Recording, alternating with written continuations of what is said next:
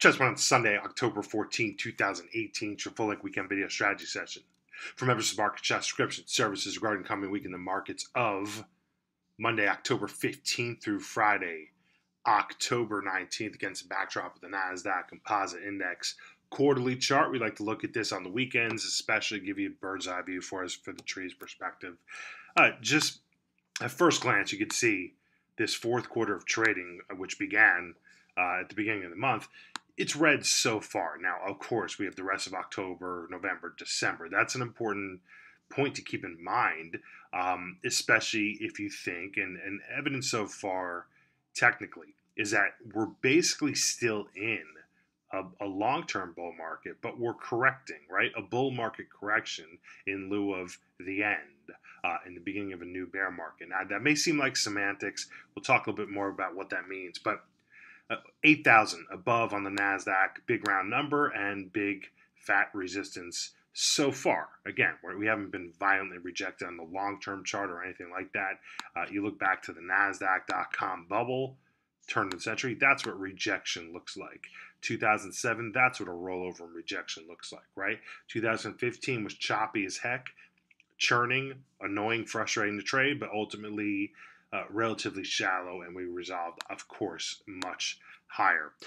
Now, key themes for this week. It really is about risk to reward. I know that seems like such a simple concept here, maybe too simple, but I'm going to present some statistics to you. I found them on Twitter. I thought it was really interesting to see a chart here regarding the specific statistics about when you have basically violent market swings to close out the week like we did last week. All right, and I think you'll find, yes, we can bounce. We can easily bounce some more. I'm not saying this market is an easy short or anything close to it, because it's not. We have to be very careful on the short side.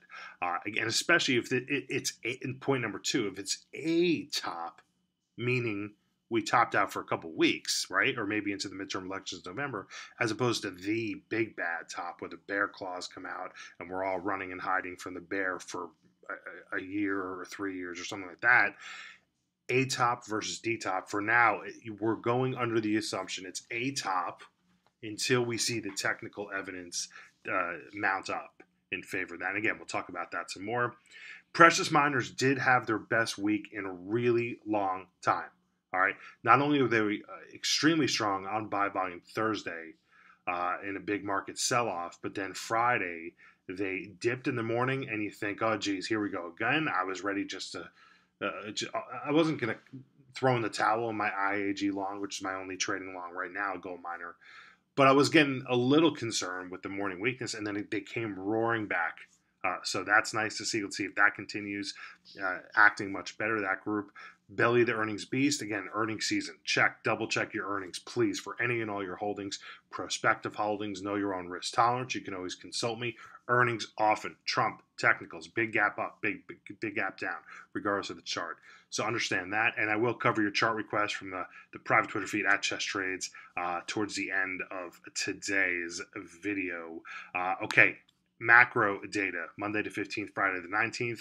A decent amount going on this week. Retail sales Monday, industrial production Tuesday, Fed minutes and housing starts Wednesday, jobless claims Philadelphia Fed survey Thursday, and existing home sales Friday. So pretty balanced week. A lot going on macro-wise and micro-wise. So, you know, we're in October here. We're in prime time. This is where it's at. Everyone's at the office. So you can expect things to be busy. It's just, again, kind of, I would say, the nature of the beast.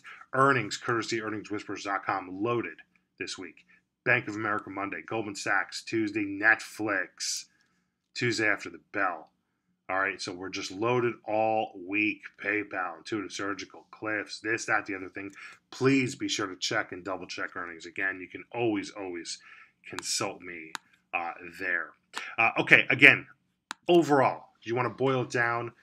I strongly suggest a light strategy here, meaning your exposure overall or net exposure, especially versus the long side, I still think it should be relatively light. There's no need to rush right in and declare, I would say, that the correction is over per se. And I know, you look at this chart like the S&P 500 index daily time frame, you say, hey, Chess, that yellow line, the 200-day moving average, it's still rising. And you know what? You're right.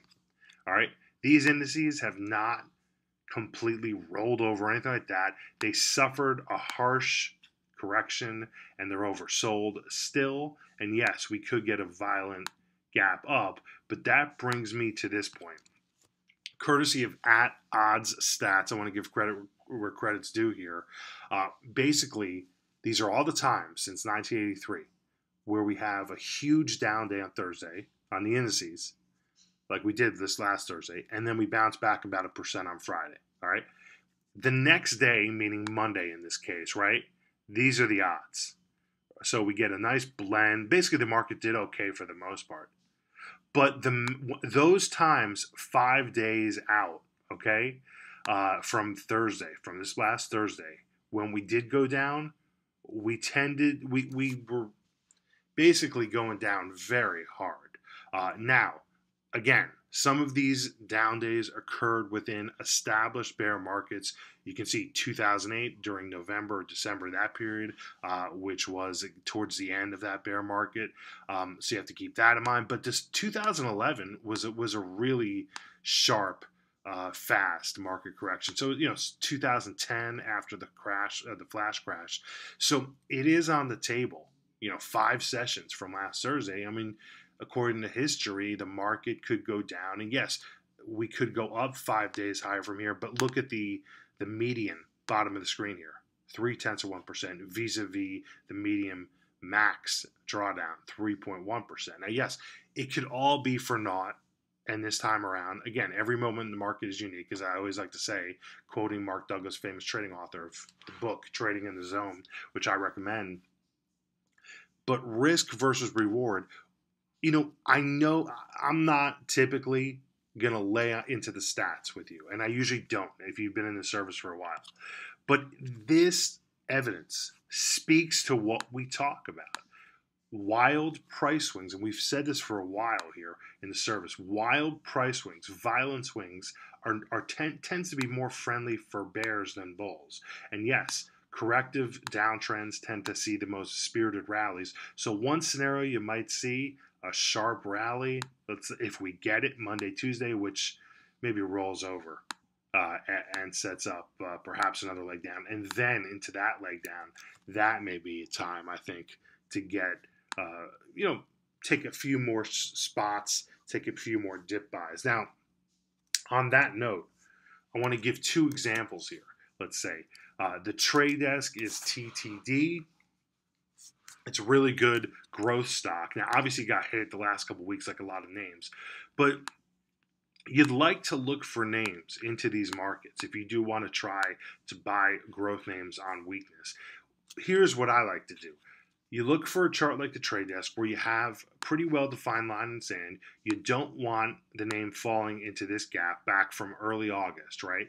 So that's where you keep your tight stop loss pretty much. Below, let's say, you could do 119, you could do 116. You really just don't want to get caught up in a leg down. And I think, again, that would be one example there.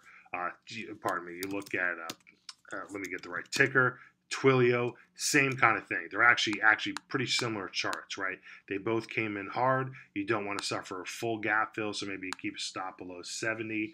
And if you're right, maybe Twilio bounces some more. If you're wrong, maybe Twilio fills out the chart, rolls over, and you kind of get out of dodge. And you look at names like Sprouts that we've been tracking, SFM, Health Food Grocer, still a viable buyout target. You look at Dave & Buster, PLAY. They weren't ready for breakout, which is why I got out of Wingstop. Although I have to say, Wingstop is just ridiculously strong here. I mean, Habit's still not bad, and neither is Shake. Well, Shake Shack kind of got a little sloppy, but some of these restaurant names have just been so resilient. And we're going to throw in obviously Wingstop right there with Dave & Buster's, Sprouts. I did mention a while ago. I wish it traded with more volume. Just this is a quick aside, but Steak STKS, they own STK, all those chic, trendy steakhouses across the country. And this chart has just been very strong. Again, unfortunately, they trade with basically no volume. So there was a day where they traded a couple 100,000 shares in late September, but it's not enough really. So just unfortunately, let's track it, I guess, to see if more volume comes in. I think that's the only way to say it. Realistically, in biotech, Amarin has just been obscenely strong. Let's look for any pauses there. Marijuana, I just want to do this real quickly because they did have a good day Friday. Obviously, Tilray is still the name to watch if you want momentum. Canopy looks very good. Kronos off the 50-day looks much better. So a good group for pot stock. A good day for pot stocks. Corbus, CRBP. Cara maybe got a little hit, not looking as good there. But, I mean, look, these marijuana plays, if the market here is going to bounce a couple days or at least tighten up, or maybe there's an off chance these things can flourish even with the market maybe sloppy, if they can trade in their own world as its own. I'd prefer to see the market just calm down maybe a little bit. But if so, again, these marijuana stocks are looking pretty good. I'll probably put some on the watch list. The VIX did cross into the 20 threshold over the Rubicon into the upper 20s. That's good to see some actual fear in the market. Now here comes the test. Does the VIX roll over and collapse and die, which would be bullish for stocks typically, or and this is what you got to watch out for. Do we consolidate here or maybe spike higher again?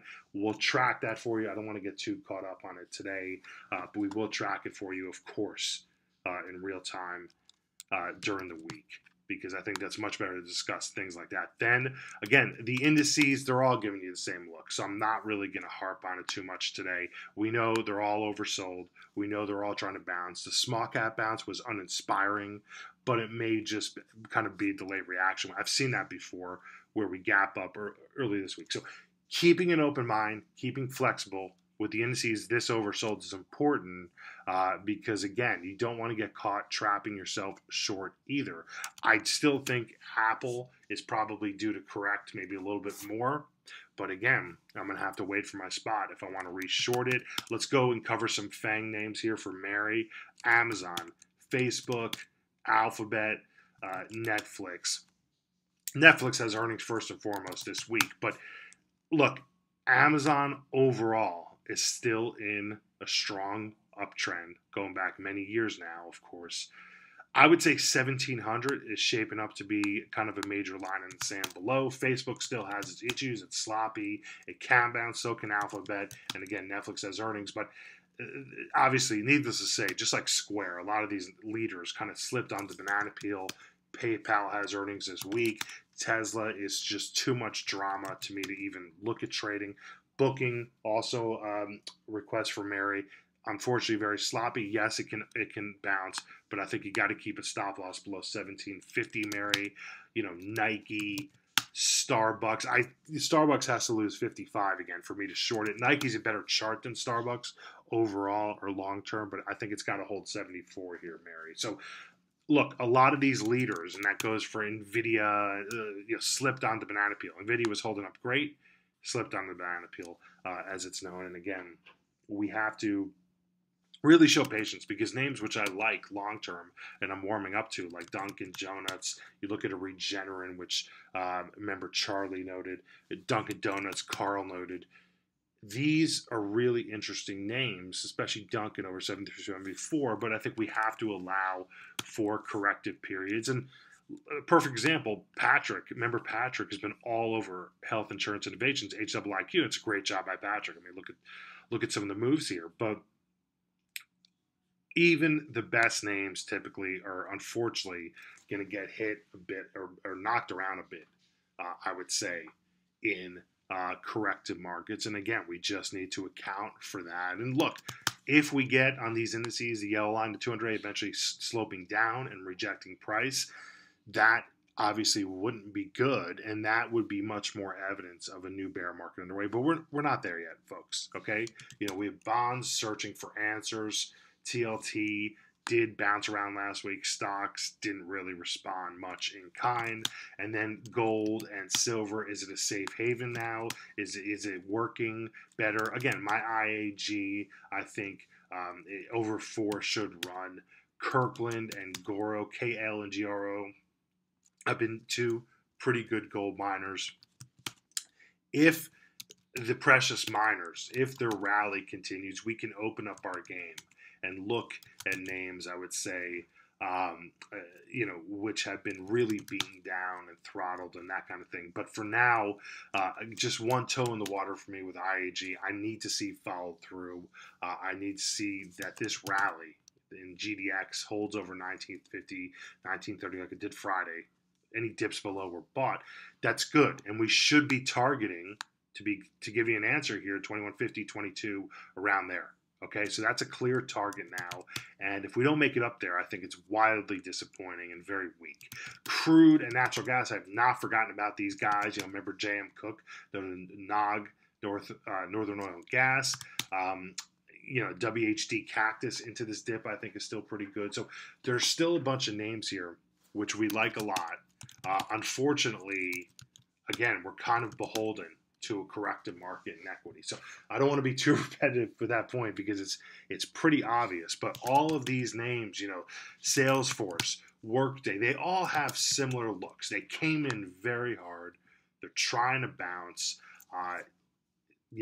Yes, they can bounce around further, but you have to keep your stops in there. You have to keep a tight leash because, again, it's about risk. Looking at 5 days, minus 3.1% median versus reward up 0.3%. That's not a real great risk to reward.